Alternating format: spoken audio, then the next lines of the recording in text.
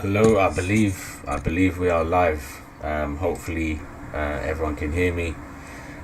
So yeah, this is the first episode of the Orderflow Chronicle series. So I just want to welcome everyone to the stream. Hello, So, firstly, what we're just going to talk about for this part of the series is how we're just going to break this down. So, firstly, what I'm going to talk through is the auction market theory strategy.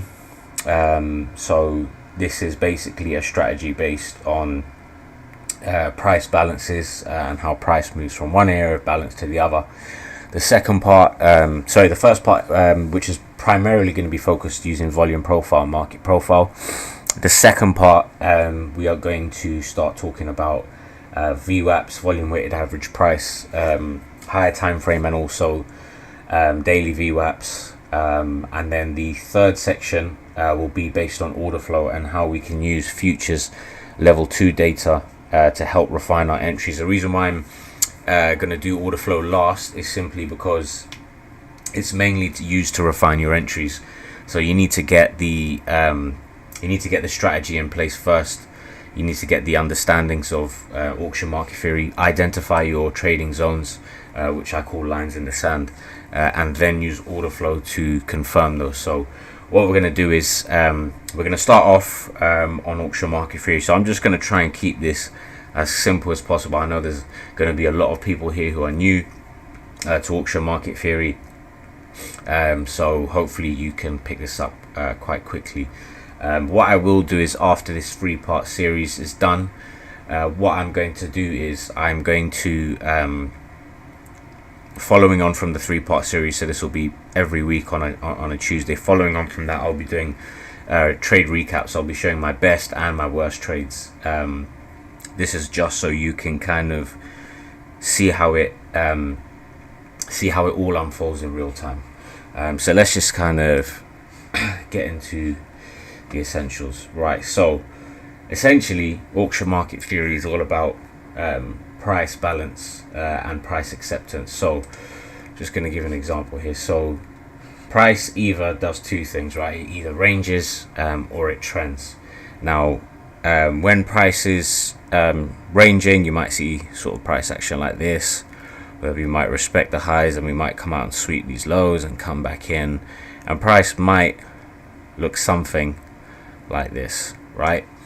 Now the tools that I use to sort of get a little bit more understanding of this price action, it's called a volume profile. Now a volume profile basically, whichever side it's on, will calculate the volume, how the volume is distributed for each different price level. So here you can see, let's say we're trading sort of within this range, right? We've got all this price level. So volume profile will mark up every time a single transaction has taken place, however many contracts, and it will build it up as price keeps trading. It will start collecting the data and start compiling it into a profile, right? And when you have a balance, like some price action like this, the profile is going to look something, let me just get rid of this, the profile is going to look something like this, right? So you will have something like this, where volume tapers off towards these highs. Because if you can imagine this range, right, so you've got this upper part of the range and this lower part of the range. These parts of the ranges are going to have the least volume transacted.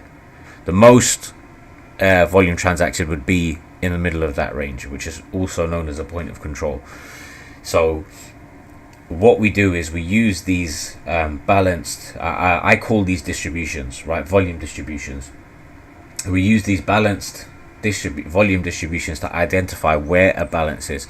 Now the idea of auction market theory is price will move from one area of balance to another, right? So there will be previous areas in history, and we'll come into this later, where there might be previous areas where price has formed some kind of balance, if we can just imagine this here. So the idea of auction market theory is once price leaves one area of balance, it will then break out, retest the edge of this previous balance, and then it will go off and seek a new area of balance, which is often a previous area of balance. So it will go from one area to the next. It will probably range out and then continue, and then when price goes the opposite way, the idea is still the same, right? It's when we return to previous areas of balance, if price then decides it's going to move away from there, it will move away, retest the edge of that area, and continue on. So when we look at the edges of balance, essentially what we're looking at is what's called a low volume node, right? So if I just remove this, a lot of the times on volume profiles, you'll see a volume profile that looks something like this, right? Something like this. So what essentially we're looking for is these low volume nodes, right? These are the edges of balance distributions, right? Here you've got like a mini distribution, here a mini one. It's not really significant here as well. So these areas are areas of inefficient price action. Some people call them imbalances, some people call them fair value gaps. I don't like using that term because it's too internal, not external. This is more external. We'll come on to internal market structure later on. This is more external market structure. So you're looking at the larger picture. So I'm looking at this entire balance, not this single leg of price action here, right? If I was to look at this single leg going up, that's internal price action. I'm looking at external, which is the bigger picture. So what I want to look for in the volume profile is these balance distributions, and where the edges are, where you see these low volume nodes. These are areas where you will get rejections from price, because it's an area where price essentially has traded through quickly multiple times. So it could be an area, right? A low volume node, how it could form is if price does something like this. Let's say price is trading, and then all of a sudden it quickly comes down, trades lower, comes back up through here quite quickly, and then keeps going higher. This area here is going to be a low volume node, which is going to be the edge of a distribution, something like this, right? You'd have a distribution here, it forms a balance, breaks out with low volume. Some people will call that an imbalance, which is fine. Forms a balance and then comes back up. Now when price comes back into this area, this is where we want to look for a move. Now, does price either trade back in and go higher, or does it break through and move like this? Now this is what auction market theory is. Very plain and simple. Hopefully that makes sense. So if I just kind of really simplify it now, is we have these, whoops, let me just get rid of this, sorry. Right, so we will have these balance distributions, right, where price has traded previously. Price might have done something like that, might have some previous distributions here and here. So the idea is that, let's say for example, this is the edge of that distribution where the low volume is. The idea is, let's say price is trading below, right? Let's say price is sort of trading here. In this scenario, there's two things that you want to look for. So you want to mark out this sort of low volume node. Now you're either looking for price to tap into this and trade lower, or you're waiting for price to break in, retest the edge, and come up to the other side of this balance distribution. You also have the point of control, which you can use as a profit taking area, and depending on the strength of the market, you would look to, once it accepts inside here, you would ideally look for the market to come to the other side of this distribution. So hopefully this makes some sort of sense. What I'm going to do now is I'm going to go to an actual volume profile chart and kind of show you how we look at this in more detail.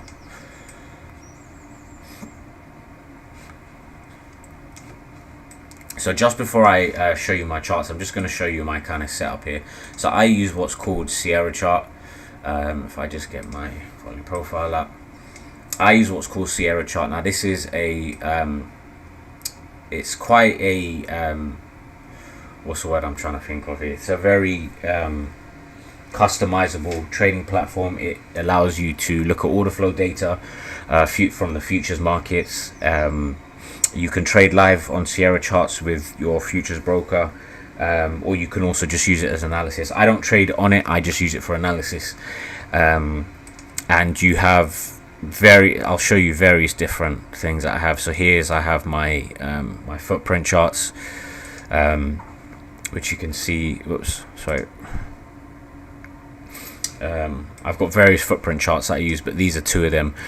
So this is the order flow stuff that we're going to come on to later, so I'll just show you what these look like. So this is my footprint chart, this is a delta profile. We'll kind of just come on to these later. It's another type of footprint I use where I can sort of identify imbalances and strength of market participants, buyers and sellers.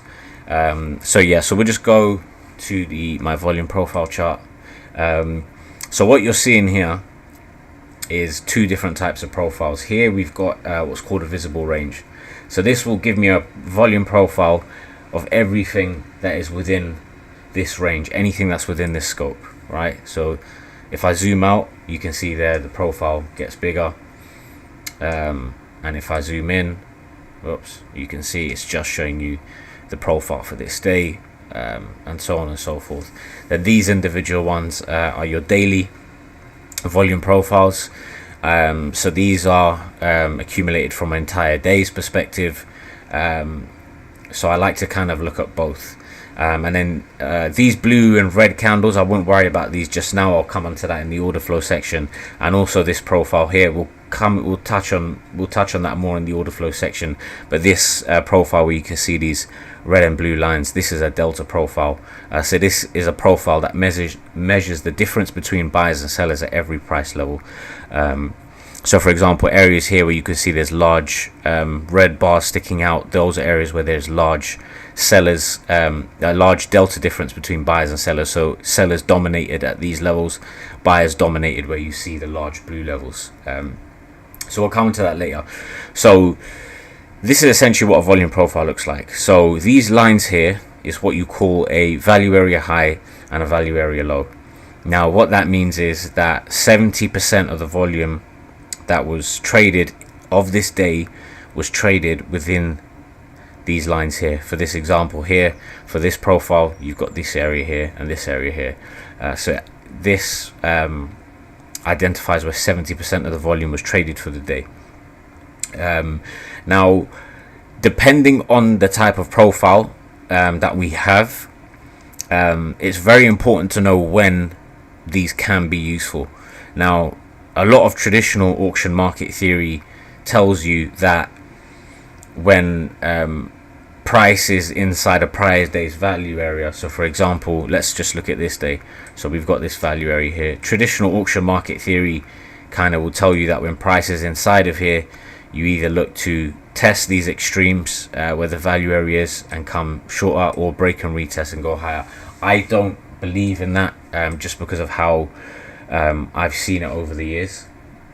In my sort of experience, value areas tend to hold more weight, significant weight, when we have a balanced profile. So like I was showing to you in the previous example, when we have a balanced day, let's say for example price has just done something like this and closed the day like this, where it's, you know, a fair sort of balanced session, you'll tend to have a profile that looks something like this, and you'll have your value area high here and your value area low. In this scenario, yes, I would look at this value area low as areas to trade from. So if we are trading underneath it, we look, do we trade above and go short, or do we trade into it, break, retest and come higher? Same thing for the other side. If we're trading inside and prices opened up inside, then I would look to test these areas, take either shorts from here, or break and retest, go higher. Same thing for this side, either test here and go long back to the other side, or break, go short from the edge and go lower. Similar sort of thing. This sort of theory only really holds weight when you have a nice balanced distribution, right? When the distribution is not balanced, value areas don't really hold too much weight. So here you can see on this day, price had a huge bullish move. There is no balance in this profile whatsoever, apart from this tiny little scenario here. So here you can actually visualize what a balance looks like, right? So you can visualize how So we came here in a big trend where price just moved quickly, and if you can notice, a very little volume actually built up because there was no consolidation. Price just moved in one direction. All of a sudden now we come up here and we start to see a lot of chop.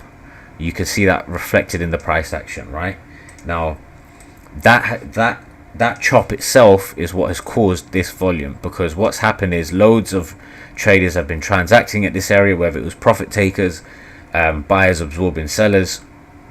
A lot of trading was taking place here, which is reflected in a consolidation of price, which is reflected of a balance zone. Now these are essentially what we want to identify, because these balance distributions that we identify over a large period of time is what is going to give us the context for our trading decisions, right? That's essentially what we want to look out for. Hopefully that makes sense. So all these profiles do is they contextualize price action for the day, so we can understand where balances were and where we want to look to trade from, and how to identify imbalances. This profile here, like I said, is just a visible range. Now this is the one that I tend to lean on more, because here, for example, I can see where the sort of low volume areas are, right? You've got one area here, an area of low volume here, here, and so on and so forth. If we zoom out more, you've got an area of low volume here, an area of low volume here. Wherever you get these kind of ledges, these edges of volume, those are areas that we look to trade from. Now another way you can sort of be confident in looking at the right low volume nodes to trade from is simply by looking at price action. Now low volume nodes where price is rejected from are essentially previous areas of support and resistance, right? So today I had marked out this, so this was from yesterday actually. So I had identified this as a sort of potential trading zone, right? Now if you look previously, prices had multiple touches of this area. We've broken, held a support multiple times here, broke through, held as resistance, then we kind of broke through again, and then we broke inside, held a support. You can see that candle there, held a support, and we came back up. So when you identify these areas, you just have to look at previous price action, right? So I'll just give you another example. So here we can see we had a low volume node over here. You can see how price has respected this area multiple times. Resistance, broke through, held a support here, support again, broke through, resistance, so on and so forth. Now obviously I don't just look at this from a broad perspective. I also look at more sort of recent price action, because the more time a zone gets touched, as you can see here, over time it just got broken through and then kind of became invalidated. So what I tend to do on those days is zoom in and kind of look at more relevant price action to where we actually are. So if I was looking at this area, you can see we have a nice, so remember I was talking earlier about these distributions. So we've got a nice balanced distribution here, because what has happened in this area, right? Whoops. In this area, right, what has price done? It's just ranged out. That is essentially exactly what I was talking about, right? Price has just balanced out in this entire range. So what I want to look for is the edges of that range. So here, for example, we will have an edge of this distribution somewhere up here.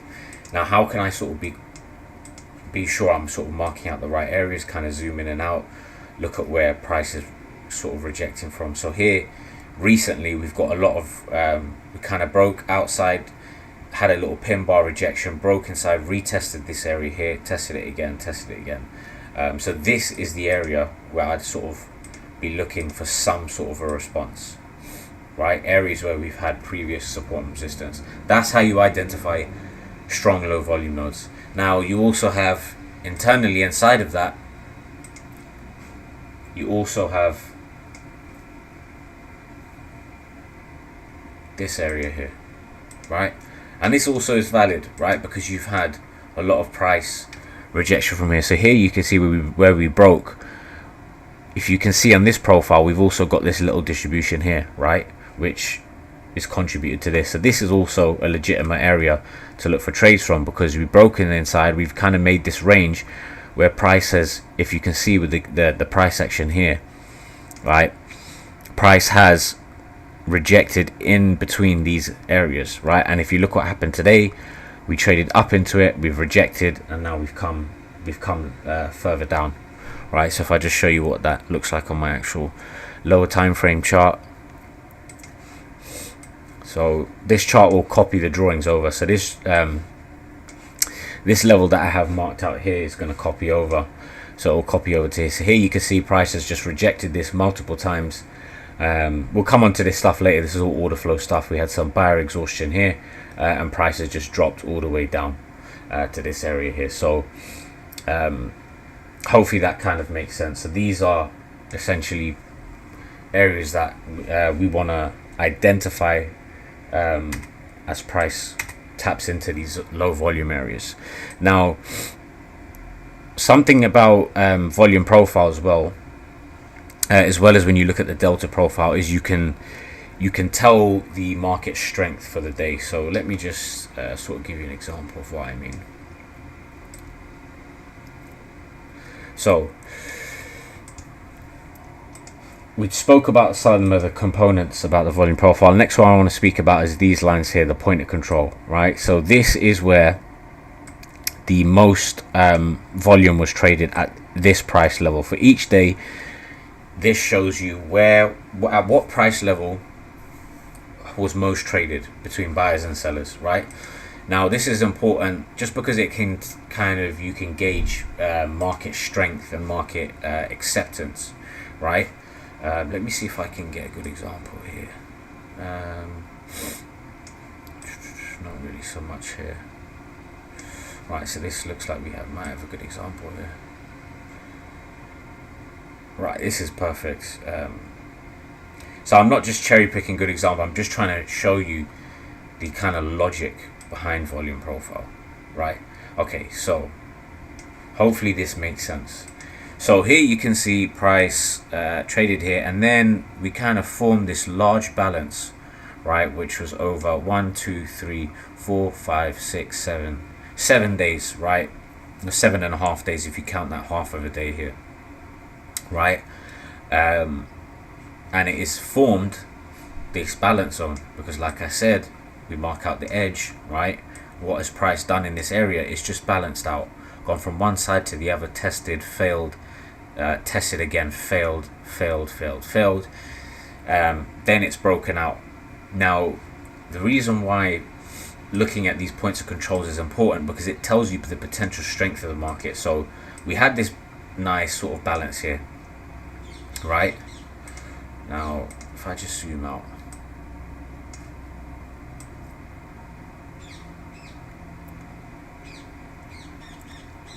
if we just go back to before this had actually happened, this big drop down, right? So now let me just get rid of this. Oops. Right, so now before price has actually come into this area, so let's just say price is here right now, we have this volume distribution here. Now what has happened in this area, like I said, just looking at previous support and resistance areas, you can see price ranged out in this area. Now as we came back, as we left this distribution, right, this goes back to what I was saying earlier. Look where price has rejected. When it dropped down, it rejected the edge of this distribution here, and we came all the way back up. That's exactly what I was saying earlier. Now if you look at this on a lower time frame, right, we won't do this now, but you can do this in your own time. If you look at this in a lower time frame, you will find that this area where there was low volume, price broke through on a lower time frame, would have retested and come down, and that's what would have happened.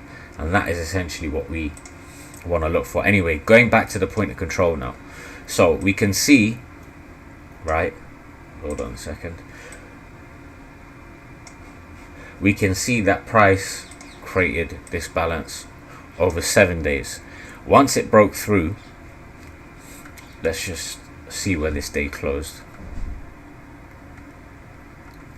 Right, so this day closed right here. So price had formed a balance towards the sort of edge of this distribution, tanked through. Price then closed all the way. Price traded, sorry, all the way back up and closed in the middle somewhere here. Now, when I'm looking at this point of control, I can see it's closed in the midway of this day's range, right? So the day's range is here. You've got your high, your low, your point of control has closed in the middle. This means that it was almost, there was no real dominance from one side. In this day here, you had a bullish day up. The point of control closed at the high, towards the high of the day, which means that buyers are pretty much in control of this market, right? Because you can see what's happened in the subsequent following days, right? Point of control at the highs of a bullish move, and what does price do? It continues to trade higher, right? It left this area, right? So when I'm seeing this happen where the volume, again, point of control's down here, it's telling me there's not, as of now, there's no real strength from either side. Now, what happens on the following day is very important. The following day, you can see price traded higher. There must have been some news here that caused this big move in Asia. And then let's just see where price closed. So price closed price closed near the high of the day, and the point of control was up here. Now, what this has told me, right? It's very simple. So if we just go back to marking out the distributions, we had this area of balance, right? We had this area of balance. As you can see here, what's happened is as prices come down, it has sharply rejected this area. Now, what we can look at the volume profiles, we can look at these tails, right? These this is another important component of volume profile. You see where we have this tail where there's low volume? That means that there was no acceptance of price coming down into these lower prices, because it's rejected and it's closed in the middle of the range, right? And you can see here there's low volume at these lows, right? We've traded lower, yes, but we have instantly rejected and come higher. Now, the next day, you can see the volume profile point of control closed inside of this distribution. What does that tell you? That tells you price has rejected lower prices, and we have now accepted inside this balanced distribution. And what does that tell us for the, what could that tell us for the next couple days? Is that we are most likely going to stick in this area and trade within this area, right? And if we fast forward it, you can see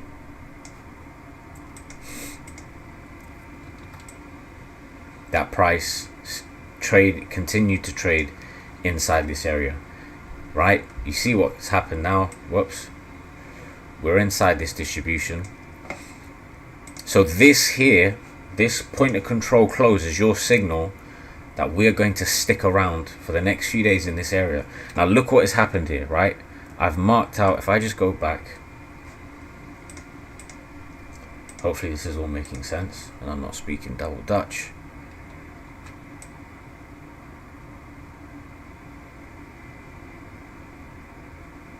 So you can see here we've got a clear edge of this distribution. Look what price did when it came back into this area, right?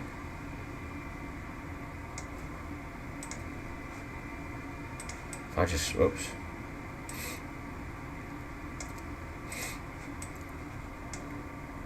You can see what's happened. So we've had this edge of this distribution, right? As we've come back in and rejected, price has retested the edge of that distribution and come back to the other side, and look what happened. We got even a nice little rejection from here. So that essentially, ladies and gentlemen, is auction market theory. There it is. Identify balance zones, trade off the edges, break, retest, break back inside, accept inside. This has shown us a sign of acceptance, right? So once I've seen, let me just clear all this. Once I've seen that price has accepted inside by seeing this point of control, that can give you confidence to say, right, if price is accepting inside this distribution, once we trade into this area, what should you be looking for? Your A plus setup is a long from here to the point of control. Your B plus setup would be, and it would take some significant news for this to happen, to break outside of a 7-day balance, would take some strong news, and then a retest, and then that would be your area to short from, right? But that is essentially what auction market theory is,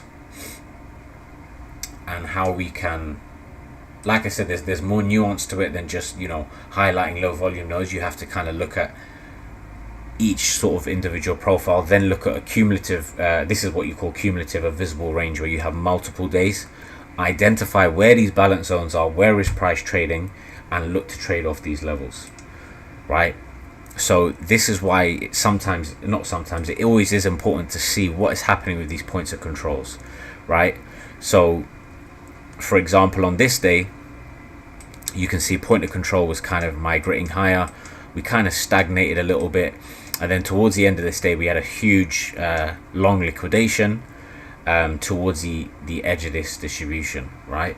And if we kind of look at this from like real time when it was actually happening, because obviously you won't see this, you won't see all of this whilst this is going on. So if we zoom, go back to when this liquidation happened, right? So before this liquidations happen, we've got this area. I would look at this area, whoops,